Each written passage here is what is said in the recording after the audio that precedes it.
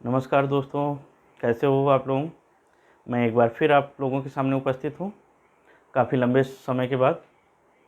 जैसा कि आप लोगों ने देखा है कि मैंने पिछले कुछ दिनों में ज्योग्राफी की कुछ क्लासेस डाली थी इस पे यूट्यूब पे, और इसके बाद कुछ साइंस के टॉपिक भी डिस्कस किए थे मैंने। आज फिर मैं आपके सामने एक टॉपिक लेके आया हूँ, वो है पॉलिटी से, जिसको बहुत ही इम्पोर्टेंट है, जिसको हम लोग अच्छे से पढ़ेंगे और चर्चा करेंगे।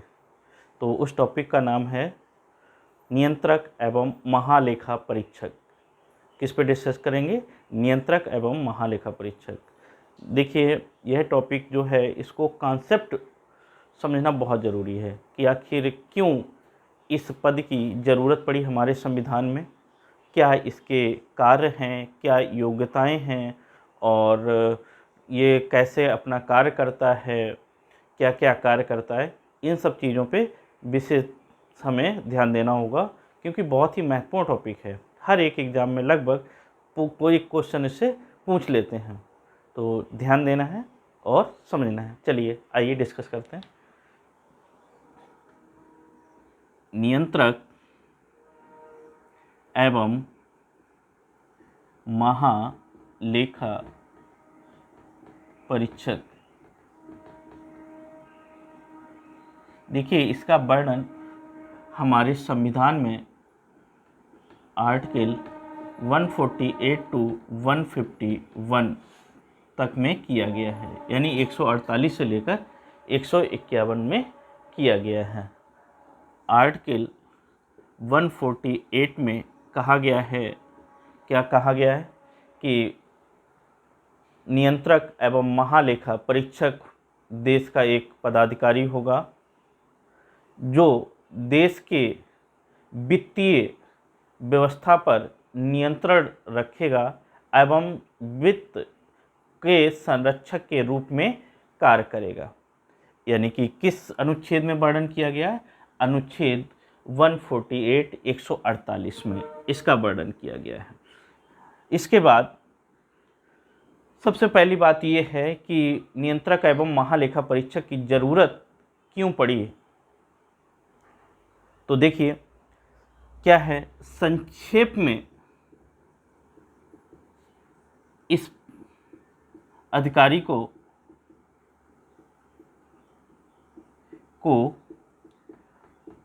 महालेखा परीक्षक भी कहा जाता है। दूसरा, यह लोक वित्त का संरक्षक होता है, संरक्षक होता है। यह वित्तीय व्यवस्था पर नियंत्रण स्थापित करता है। यह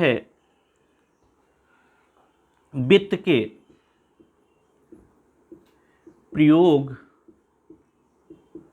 हो जाने के बाद परीक्षण का कार्य करता है। देखिए दोस्तों, जब ये पैसा खर्च हो जाता है किसी योजना में, किसी उपक्रम में, या किसी विभाग द्वारा खर्च कर लिया जाता है, उसके बाद इसके द्वारा परीक्षण किया जाता है। अगला है, ये जो पद है नियंत्रक एवं महालेखा परीक्षक का, ये इतना इम्पोर्टेंट है कि B.R. अम्बेडकर महोदय ने कहा है कि भारत के संविधान का सबसे महत्वपूर्ण अधिकारी होता है। भारतीय संविधान का सबसे महत्वपूर्ण अधिकारी होता है,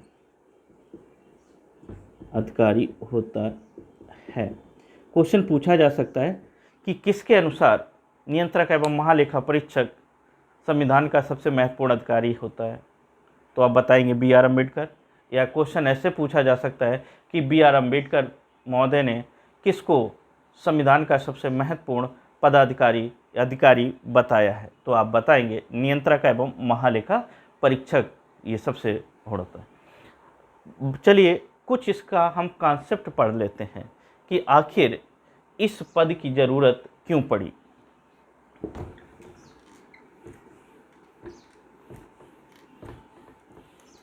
देखिए, जैसा कि हम जानते हैं कि हमारा देश बहुत ही प्राचीन समय से, वैदिक काल से ही लोकतांत्रिक व्यवस्था का पक्षधर रहा है और सबसे बड़ा लोकतंत्र इस देश में है।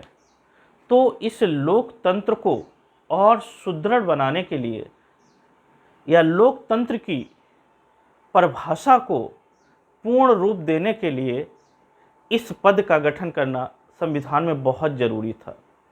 अगर देखा जाए, सही मायने में लोकतंत्र के 4 प्रमुख स्तंभ होते हैं और किसी भी देश का लोकतंत्र इन 4 स्तंभों पर आधारित होता है या निर्भर करता है।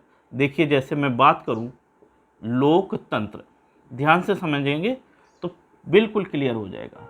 सबसे पहली बात अगर हम बात करें लोकतंत्र के लिए, तो सबसे ज़रूरी है कि उस देश की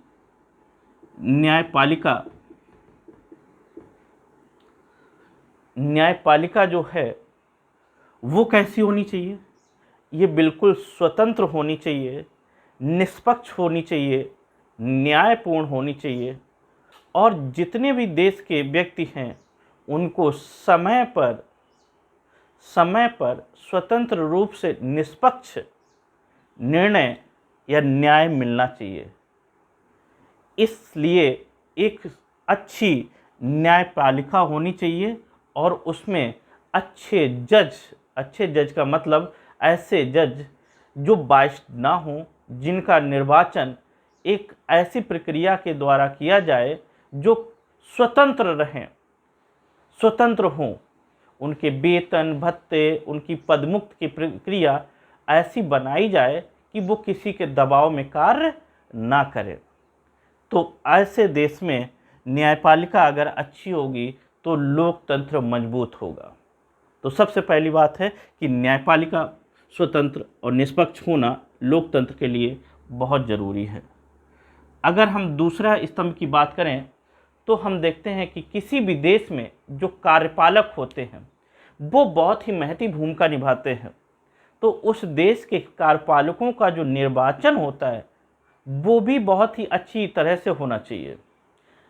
इस निर्वाचन में निर्वाचन आयोग की भूमिका बहुत महती होती है कि वो किसी भी कैंडिडेट की या कार्यपालक की योग्यता अयोग्यता तथा उनके मतलब काम के रवैये का इत्यादि का, उसका वर्तमान कैसा है, उसका भविष्य कैसा रहा, कैसा व्यक्ति हमारी कार्यपालिका में आना चाहिए, कैसा नहीं आना चाहिए, इत्यादि चीज़ों का निर्धारण करने के लिए जो होती है वो है हमारी क्या, चुनाव आयोग।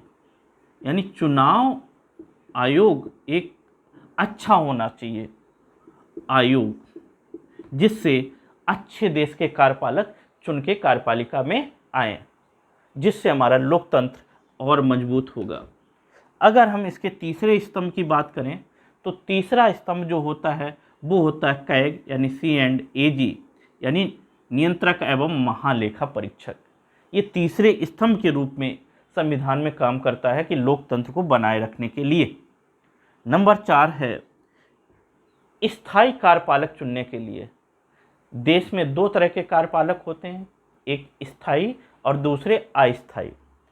यहाँ चुनाव आयोग द्वारा जो चुनाव करके कार्यपालिका में कार्यपालक लाए जाते हैं, कोई मंत्री हो गया, विधायक हो गया, सांसद हो गया, ठीक है, मेंबर ऑफ पार्लियामेंट, ये जो होते हैं वो कार्यपालक होते हैं, लेकिन कैसे होते हैं, अस्थायी। इनको जनता समय समय पे हटा सकती है। ये 4 वर्ष 5 वर्ष के लिए चुन के आते हैं, है ना, इनको बीच से भी पद से हटाया जा सकता है, ठीक है ना।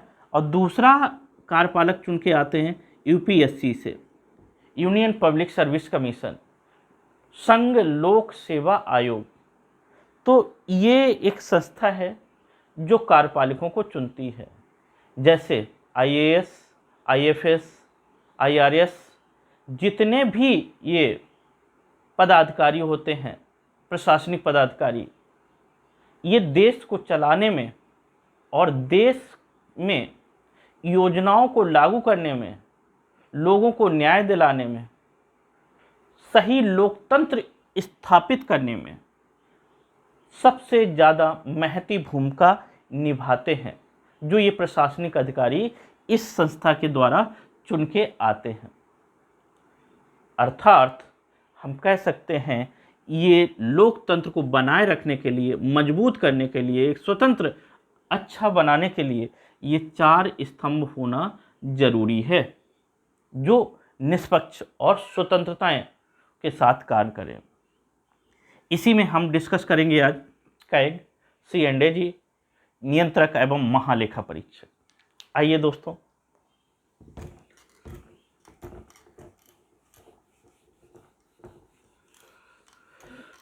देखिए, अगर हम बात करें कैग की तो हम पाएंगे कि इसकी नियुक्ति कौन करता है। इसकी नियुक्ति तो सबसे पहले जो नियुक्ति करता है वो करता है इनकी राष्ट्रपति के द्वारा। राष्ट्रपति इनकी नियुक्त करता है। अब बात आती है कि राष्ट्रपति इनकी नियुक्ति कैसे करता है, इनकी क्या योग्यता देखता है राष्ट्रपति, क्या योग्यता होनी चाहिए। पॉइंट आता है योग्यता, इनकी योग्यता क्या होनी चाहिए। तो योग्यता की दशा में हमारा जो संविधान है, संविधान वो मौन है, यानी कि इनकी योग्यता का कोई भी प्रावधान संविधान में वर्णित नहीं है। तो फिर राष्ट्रपति किसे नियुक्त करेगा, बात करते हैं, बताइए। राष्ट्रपति हमेशा ऐसे व्यक्ति को नियुक्त करता है जो मुख्यतः भारतीय प्रशासनिक अधिकारी रह चुका हो। क्या? भारतीय प्रशासनिक अधिकारी रहा हो, मतलब आईएएस के पद पर कार्य कर चुका हो। ऐसे व्यक्ति को राष्ट्रपति नियुक्त कर देता है कैग। लेकिन दोस्तों याद रखिए, राष्ट्रपति कोई भी काम करता है तो वो किसकी सलाह पे? मंत्रिपरिषद की सलाह पर काम करता है। अर्थात मंत्रिपरिषद की सलाह पर राष्ट्रपति कैग की नियुक्ति करता है। अभी बताएंगे आप लोगों को, जिसकी मंत्रिपरिषद नियुक्ति करवाते हैं यानी कैग की, और वही कैग जो कार्य करता है वो मंत्रिपरिषद के द्वारा किए गए खर्चों के परीक्षण के रूप में करता है। यानी कि जो मंत्रिपरिषद, मंत्री लोग खर्चा करते हैं, वित्त का खर्चा होता है, उसका परीक्षण जो करता है वो कैग करता है। तो बताइए, ऐसा व्यक्ति राष्ट्रपति को या मंत्रिपरिषद कैसे व्यक्ति को राष्ट्रपति से सिफारिश करेगा कि उसको आप ये कैग बनाइए। शायद यहाँ पे थोड़ा लचर व्यवस्था है इसके चुनने की। ये अपने अकॉर्डिंग या अपना ऐसे व्यक्ति को राष्ट्रपति से सिफारिश करेंगे जो इनके घपले, घोटाले या इनके कमियों को ना उजागर करें। अच्छा तो ये होता अगर राष्ट्रपति या इनके चुनाव की व्यवस्था या नियुक्ति की व्यवस्था ऐसी होती जो निष्पक्ष होती, जैसे कॉलेजियम व्यवस्था जिसमें राष्ट्रपति को शामिल कर लिया जाता, जैसे कि विपक्ष के नेता को भी लेके शामिल कर लिया जाता, सुप्रीम कोर्ट के एक आध जज को शामिल कर लेते और इनकी एक टीम बनाकर, और ये लोग जब निर्धारित करते कि हमारे देश का कैग नियुक्त किया जाए, तो शायद वह कैग या नियंत्रक एवं महालेखा परीक्षक एक और स्वतंत्र रूप से कार्य कर सकता और निष्पक्ष रूप से काम कर सकता। चलिए कोई बात नहीं, ये प्रावधान है तो है। आगे देखते हैं कि ये योग्यता की बात संविधान में नहीं कही गई। तो हमें पता है कि नियंत्रक एवं महालेखा परीक्षक ने जो काम करना चालू किया जब से हमारा संविधान लागू हुआ 1950 से काम कर रहा है। और इस संविधान में कहा गया है, संविधान में क्या कहा गया? संविधान में कहा गया है कैग से संबंधित यानी कि सेवा, शर्तें, वेतन, भत्ते, इसकी स्वतंत्रता आदि का निर्धारण करने का अधिकार संसद को है। किसको है? संसद को है। संविधान में कहा गया है सेवा, शर्तें, स्वतंत्रताएं, योग्यताएं इत्यादि निर्धारित करने का अधिकार संसद को है। यानी संसद समय समय पर निर्धारित करेगी कि ये नियंत्रक एवं महालेखा परीक्षक कैसा हो। इसी को देखते हुए संसद द्वारा 1971 में, कब? संसद द्वारा 1971 में एक एक्ट, एक अधिनियम पारित किया गया जिसका नाम था नियंत्रक एवं महालेखा परीक्षक सेवा, शर्तें, स्वतंत्रताएं अधिनियम। अधिनियम 1971 नियंत्रक एवं महालेखा परीक्षक अधिनियम 1971। इस अधिनियम में संसद ने इनकी स्वतंत्रताओं को ध्यान में रखते हुए इनकी सैलरी यानी वेतन, भत्ते इत्यादि पर चर्चा की है और इसमें लिखा गया है। ठीक है, ध्यान रखेंगे। चलिए बात आगे करते हैं।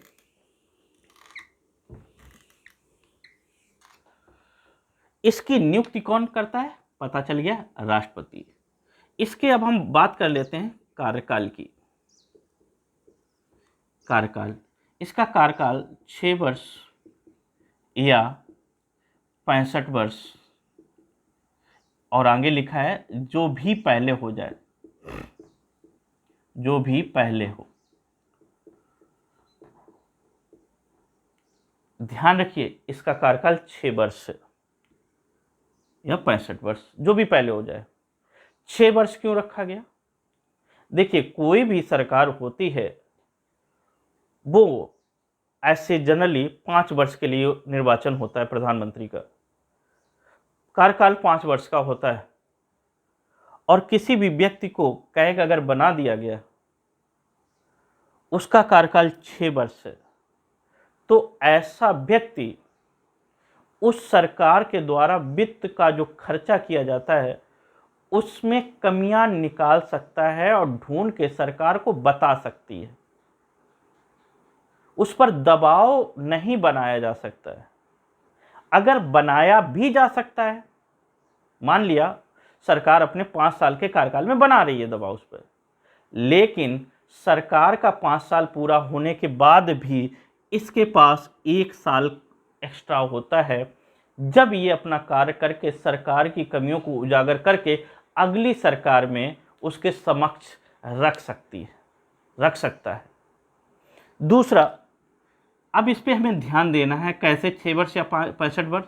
जैसे मान लिया किसी व्यक्ति की आयु है 50 वर्ष और 50 वर्ष की आयु में किसी व्यक्ति को कैग बनाया जाता है, तो वो कितने वर्ष रहेगा? 6 वर्ष, अर्थात 56 वर्ष तक की अवस्था तक वो कैग बना रहेगा। वहीं दूसरी तरफ अगर मान लिया कोई व्यक्ति 60 वर्ष की अवस्था में बनता है कैग, और उस मैक्सिमम कब तक रह सकता है? 65 वर्ष तक। तो कितना और जोड़ें? +5 करें, यानी कि उसका इस दशा में कार्यकाल सिर्फ 5 वर्ष होगा। क्यों? जो पहले हो जाए, या तो 6 वर्ष, देखो 65 होने से 6 वर्ष पहले हो गया तो 56 में रिटायरमेंट, और यहाँ देखिए 65 वर्ष होने से पहले ही 5 वर्ष ही कार्यकाल करने को उसको मिलेगा, 65 हो जाएगी। तो यहाँ पे वो कितने समय तक? 5 वर्ष तक ही शासन कर पाए, मतलब अपने पद पर रह पाएगा। ठीक है, इन बातों को ध्यान रखिए, जैसा क्वेश्चन पूछा जाए वैसा आप लोग ये लगाएंगे। ठीक है, तो नेक्स्ट हम देखते हैं कार्यकाल 6 वर्ष। दूसरी बात अगर करें कि ये त्यागपत्र अगर देना हो, मान लिया इसको ज़रूरत पड़ रही है कि हम अपनी पद पर नहीं रहेंगे, हम बीमार हैं या असमर्थ हैं या इच्छा नहीं है किसी व्यक्ति की आगे कंटिन्यू करने की, तो वो त्यागपत्र देगा। और त्यागपत्र किसको देगा? त्यागपत्र ये देगा राष्ट्रपति को, यानी राष्ट्रपति ने नियुक्त किया तो राष्ट्रपति को ही ये त्यागपत्र देगा। ध्यान रखिए, देखिए राष्ट्रपति नियुक्त करता है, ठीक है, नियुक्त करता है राष्ट्रपति। त्यागपत्र किसको देता है? राष्ट्रपति। एक बात और पूछी जाती है, शपथ कि ये ओथ जो लेता है उसको कौन दिलवाता है, किसके सामने शपथ ग्रहण करता है? तो ये भी आप ध्यान रखिए, ये इसके लिए भी हमारा आंसर होगा राष्ट्रपति, यानी राष्ट्रपति महोदय इसको शपथ ग्रहण कराएंगे। और कैग, जैसा कि संविधान की तीसरी अनुसूची में वर्णित है, किस अनुसूची में? तीसरी अनुसूची में पदाधिकारियों के शपथ ग्रहण के बारे में चर्चा की गई। तो तीसरी अनुसूची में जैसा वर्णित है, तो कैग राष्ट्रपति के समक्ष शपथ ग्रहण करता है, ध्यान रखेंगे। चलिए, ये हुई शपथ, त्यागपत्र, कार्यकाल। अगर हम कुछ और बात करें कि मान लिया कोई व्यक्ति कैग के रूप में कार्य कर रहा है, लेकिन उस पर कोई साबित कदाचार का मामला आता है या वो व्यक्ति उस पद को निभाने में असमर्थ है, अपनी असमर्थता जाहिर करता है, तो इस दशा में क्या होगा?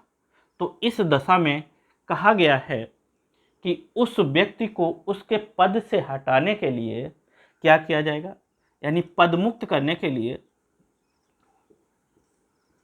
कहा गया सुप्रीम कोर्ट और हाई कोर्ट के जो जज होते हैं, जजेस को जिस तरह से पदमुक्त किया जाता है, जिस तरह से पदमुक्त किया जाता है उसी तरह से इसको भी पदमुक्त किया जाएगा। अब आपने पढ़ा होगा सुप्रीम कोर्ट, हाई कोर्ट के जजों को कैसे पदमुक्त करते हैं। पदमुक्त करने के लिए तो आपने देखा होगा आर्टिकल 124 के सब क्लास 4 में जजों को पदमुक्त करने के प्रावधानों के बारे में वर्णन किया गया है और कहा गया है इन जजों को उसी महाभियोग जैसी प्रक्रिया, महाभियोग नहीं, महाभियोग जैसी प्रक्रिया के द्वारा इनको पदमुक्त किया जाता है, जैसी राष्ट्रपति के लिए निर्धारित है। यानी महाभियोग द्वारा सिर्फ और सिर्फ राष्ट्रपति को हटाया जाता है और महाभियोग जैसी प्रक्रिया के द्वारा सुप्रीम कोर्ट के न्यायाधीश को हटाया जाता है और जिस सुप्रीम कोर्ट, हाई कोर्ट के जजेस को हटाया जाता है, न्यायाधीशों को हटाया जाता है और इनको जैसे हटाया जाता है उसी प्रक्रिया के द्वारा कैग को भी उसके पदमुक्त से पदमुक्त किया जाता है, जिसका वर्णन अनुच्छेद 124 में और राष्ट्रपति के लिए 61 में महाभियोग पड़ा। तो इसमें होता क्या, आपने पढ़ा होगा कि इसको हटाने के लिए एक प्रस्ताव लाया जाता है। प्रस्ताव लाने के लिए लोकसभा में कम से कम 100 लोगों का समर्थन हो, जबकि राज्यसभा में प्रस्ताव लाने के लिए 50 सदस्यों का होना आवश्यक है प्रस्ताव के साथ में। फिर क्या किया जाता है, उस व्यक्ति को सूचित किया जाता 14 दिन पहले। फिर इसके बाद दोनों सदनों में इस प्रस्ताव को लाया जाता है और दोनों सदनों के द्वारा इस प्रस्ताव को, याद रखें, विशेष बहुमत यानी 2/3 बहुमत से पारित होना आवश्यक है। जब दोनों सदन इसको विशेष बहुमत से पास कर देते हैं तो राष्ट्रपति ऐसे व्यक्ति को उसके पद से पदमुक्त कर देता है। वास्तव में देखा जाए, महाभियोग जो प्रक्रिया है वो किसी व्यक्ति को आसानी से हटाने की प्रक्रिया नहीं है, एक प्रकार का इन पदाधिकारियों को दिया गया सुरक्षा कवच है, क्योंकि एक जटिल प्रोसेस होती है। ये विशेष बहुमत से पास कराना थोड़ा सरकार के लिए या किसी भी व्यक्ति के लिए जो प्रस्ताव लाया है जटिल होता है, कठिन होता है। मान लिया सरकार का कोई व्यक्ति लाया है तो उसका लोकसभा में तो बहुमत होता ही है, हो सकता है, लेकिन राज्यसभा में बहुमत जुटा पाना मुश्किल होता है। तो ऐसे पदाधिकारियों के पद को अस्थिर होने से बचाने के लिए महाभियोग जैसा प्रावधान हमारे संविधान में लाया गया है कि इनके पदों को अस्थिर होने से रोका जाए, स्थिर बनाए रखा जाए। ठीक है, किसी दिन आगे चर्चा करेंगे उस पर कि क्या है प्रक्रिया। तो पदमुक्त ऐसे ये किए जा सकते हैं। ठीक है, समझ में आया होगा। आगे देखते हैं थोड़ा सा। अब हम बात करते हैं जो महत्वपूर्ण चीज है, इनके कार्य। किसके बारे में वर्णन करते हैं, चर्चा करते हैं हम लोग कार्यों की। और यहां पे आप थोड़ा सा ध्यान दें भैया, बहुत ही महत्वपूर्ण चीज है। देखिए इसका कार्य क्या है, तो उससे पहले दो शब्द हमारे पास हैं जिनको समझना बहुत जरूरी है। नंबर 1 अकाउंटिंग और नंबर 2 ऑडिटिंग। ये दो कार्य होते हैं। अकाउंटिंग का मतलब लेखांकन और इसका मतलब होता है लेखा परीक्षण, यानी लेखांकन का परीक्षण। अगर हम थोड़ा समझें तो लेखांकन का मतलब ये होता है कि कोई भी चीज को लिखना, क्रमबद्ध तरीके से लिख देना, अंकन कर देना, लेखांकन कहलाता है। मान लिया किसी व्यक्ति को 100 रुपये किसी व्यक्ति को दिए गए और उससे कहा खर्च करो विशेष मदों में, अलग अलग क्षेत्रों में, और वो व्यक्ति करता है, कैसे करता है, क्या करता है, उसने उस चीज का लिखना, क्या कहना है, लेखांकन।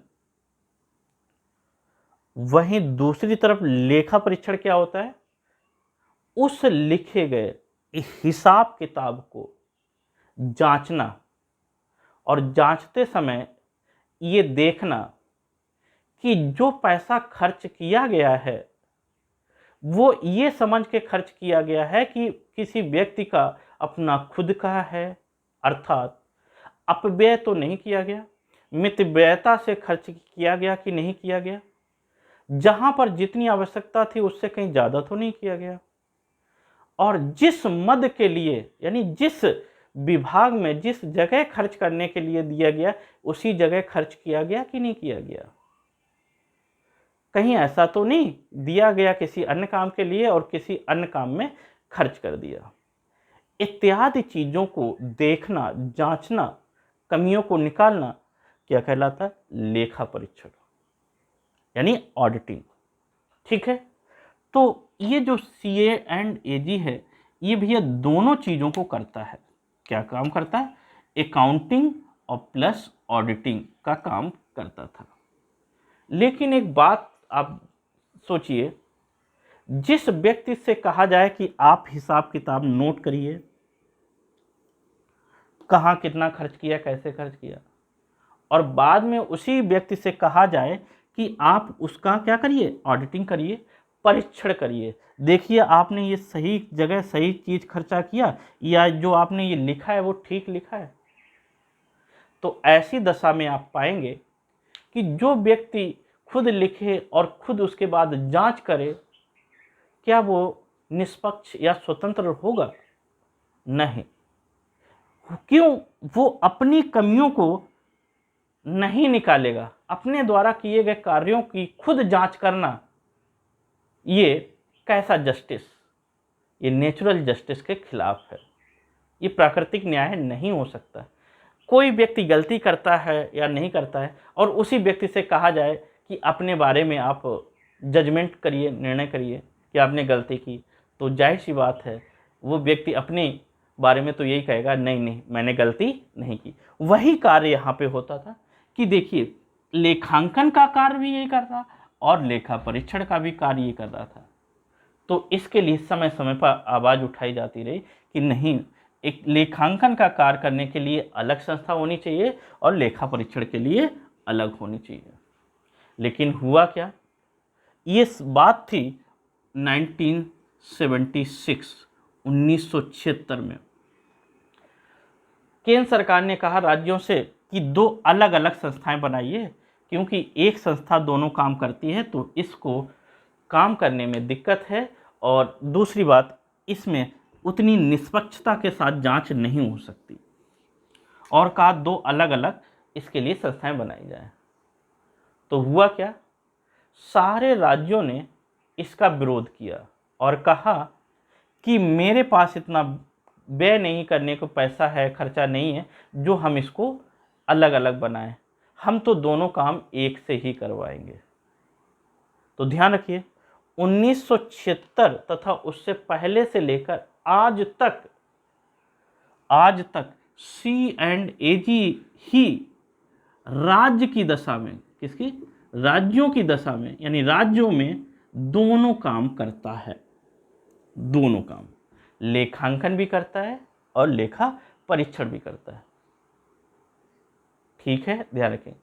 जबकि केंद्र सरकार के पास पैसा था और केंद्र ने कहा कि अच्छा हम ऐसा करते हैं, केंद्र के बारे में अगर बात करें कि केंद्र में लेखांकन का कार्य जो है इसके लिए 1976 में एक अलग संस्था बना दी जिसको कहते हैं CGA, controller general of the accounts.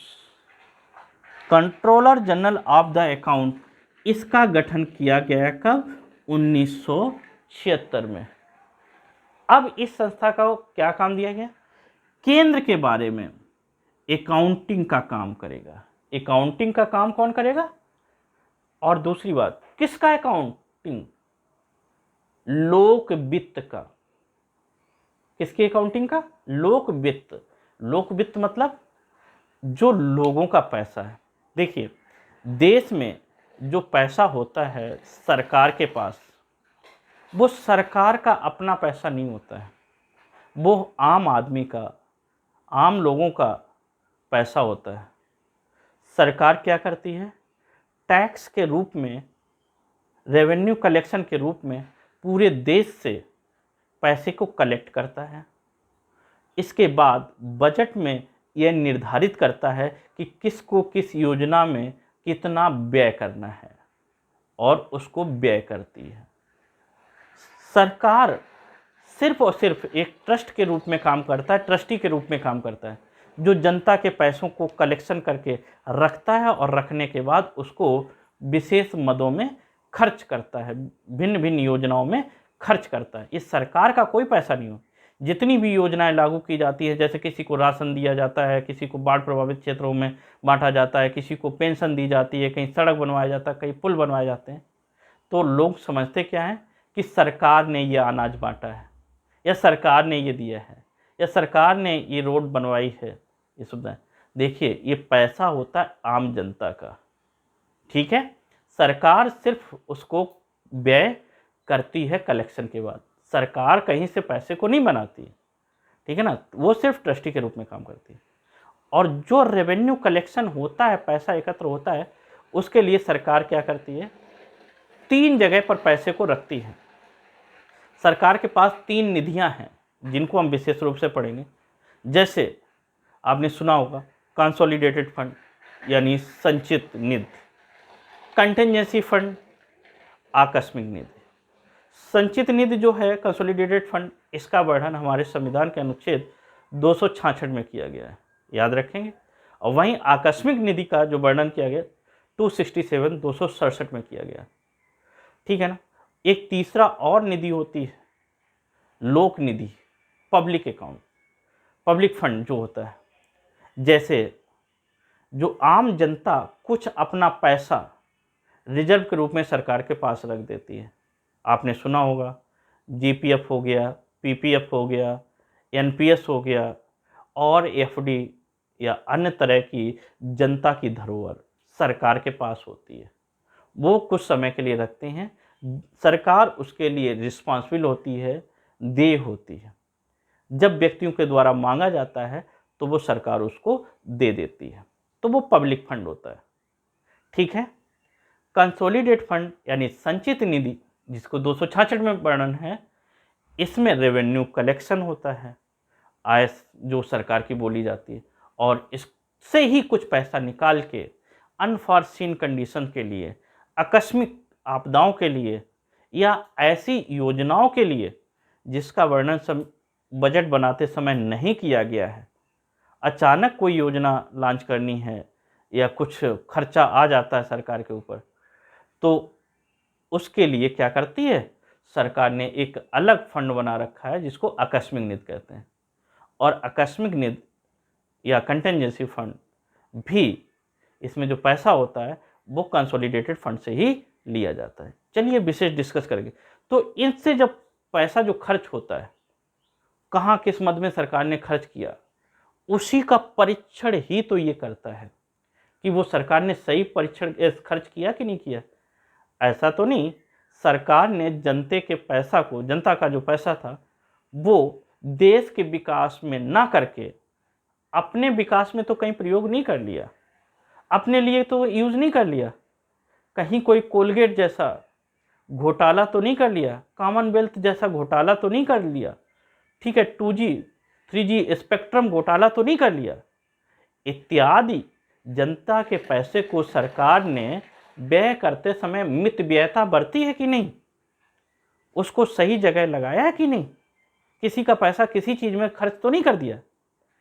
ये सारे चीज़ों को देखता है कैग, और इस कैग ने ही कई ऐसे घोटालों को पकड़ा है जहां सरकार ने आम जनता के खून पसीने की कमाई को अपने विकास में लगाया है, ना कि देश के विकास में। तो बहुत जगह ऐसे खुल के वो चीज़ें आई हैं सामने, जनता के सामने, और जिसको लाने का काम किसने किया, कैग ने किया। हाँ, एक बात और कि कैग जो परीक्षण करती है वो पैसा खर्च हो जाने के बाद उसकी जांच पड़ताल करती है। कुछ लोग ऑब्जेक्शन करते हैं या प्रश्न चिन्ह लगाते हैं कि जब पैसा खर्च ही हो जाता है उसके बाद ये परीक्षण करके कौन सा सरकार का पैसा बचा लेती है, जनता का पैसा बचा लेती है। तो दोस्तों ऐसा नहीं है। देखिए, कोई भी संस्था अगर बाद में उनका ऑडिटिंग करती है, परीक्षण करके कमियां निकालती है या कुछ ढूंढती है ऐसे घोटाले घपलों को, तो इस दशा में क्या होता है, उस व्यक्ति के खिलाफ कार्रवाई की जाती है जिसने ये गलत काम किए हैं, ओवर एक्सपेंडिचर किया है, ठीक है, अपव्यय किया है।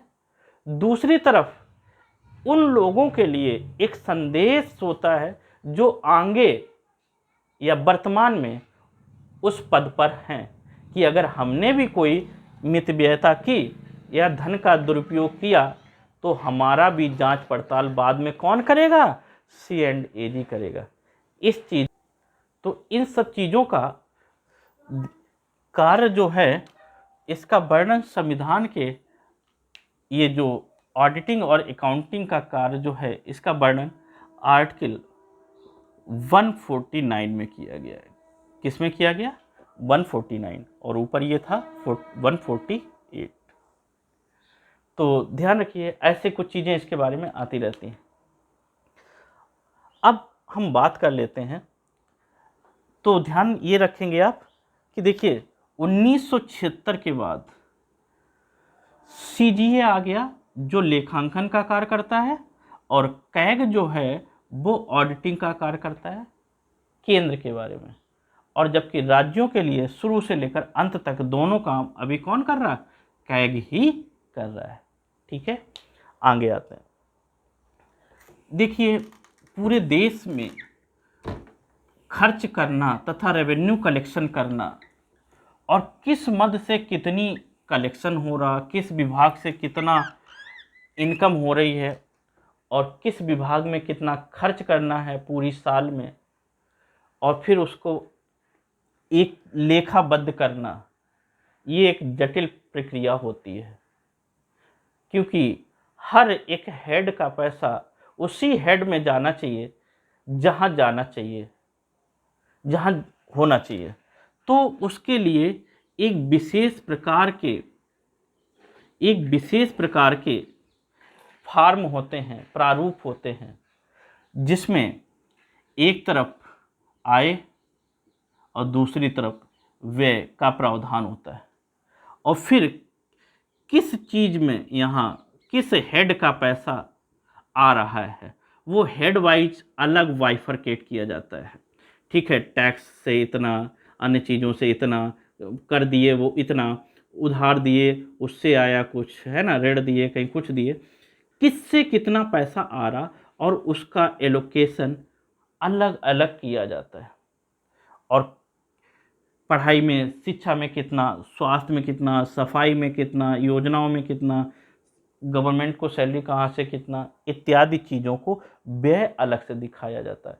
ये जो प्रारूप बनाया जाता है एक विशेष प्रारूप होता है, क्योंकि विशेष प्रारूप जो अकाउंटिंग के लिए बनाया जाता है उसको ऑडिट भी करना होता है। तो इस प्रारूप को जो बनाने का कार्य होता है वो आर्टिकल 149 के तहत इसका वर्णन किया गया है। मैं बता इसलिए रहा हूँ क्योंकि 149 वर्णन कहाँ से कहाँ था, 148 से क्या बनता है, 149 में ये प्रावधान किया गया है कि कहाँ से कहाँ तक क्या करना है। और इससे पहले हाँ, जो अकाउंटिंग और ऑडिटिंग का काम था उसको भी ध्यान रखिएगा कि ये सारी चीज़ें कहेंगे। इसके बाद आगे आते हैं 150 में भी इन प्रावधानों की बात कही गई, अनुच्छेद 150 में। और अनुच्छेद 151 जो है 151, इसमें कहा गया कि कैग जो रिपोर्ट बनाएगा, कैग वो केंद्र में राष्ट्रपति को सौंपेगा और राज्यों में किसको सौंपता है, राज्यपाल को, याद रखिए। और राष्ट्रपति इसको कहाँ रखता है, संसद के दोनों सदनों में, और ये कहाँ, राज्य विधानमंडल के सदनों में, मंडल में इसको प्रस्तुत करता है। ठीक है, यह अनुच्छेद 151 में। यानी कि पूछा जाए कैग अपनी रिपोर्ट किसको देता है, केंद्र में राष्ट्रपति को, और राष्ट्रपति यह क्या करता है, संसद में रखता है। राज्यों में कही जाए तो राज्यपाल को, और राज्यपाल कहाँ रखता है इस रिपोर्ट को, विधानमंडल में। अब यहाँ पे संसद में कुछ संसदीय समितियां होती हैं। क्या होती हैं, संसदीय समितियां जो इस रिपोर्ट का अध्ययन करती हैं। जैसे आपने सुना होगा PAC, public account committee, PAC यानी कि ये एक संस्था होती है। ठीक है, तो इस संस्था में कुल 22 सदस्य होते हैं। इसको हम पब्लिक अकाउंट कमेटी, इसको हम लोग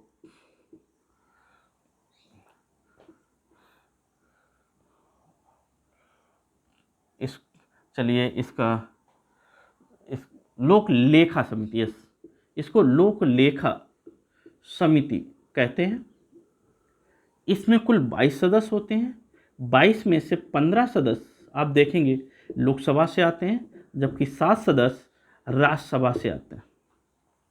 लोक लेखा समिति यानी पब्लिक अकाउंट कमेटी में कुल कितने सदस्य, 22 सदस्य, और 15 लोकसभा से, 7 राज्यसभा से होते हैं। ये इस रिपोर्ट की जांच पड़ताल करते हैं, और जांच पड़ताल करके ये नियंत्रक एवं महालेखा परीक्षक से परामर्श करते रहते हैं कि ये पैसा कहाँ कैसे खर्च हुआ, अन्य चीज़ों को ये लोग इससे डिस्कस करते रहते हैं। तो जो ये कैग है और ये पीएसी है, इन दोनों के बीच में बहुत ही अच्छे संबंध होते हैं, इसलिए इनको कहा जाता है, ये एक गाइड की तरह से, मार्गदर्शक की तरह से, या एक फ्रेंड फिलोसोफर और गाइड की तरह से एक दूसरे के लिए कार्य करते हैं। ठीक है, इनको ध्यान रखना है कि ये दोनों आपस में डिस्कस करते हैं, और डिस्कस करने के बाद अगर कोई घपला घोटाला होता है तो संसद के समक्ष रखा जाता है। जब संसद सत्र होता है तो देश की जनता के समक्ष रखा जाता है कि आपका पैसा कैसे तथा किस मद में खर्च किया गया। चलिए आगे देखते हैं।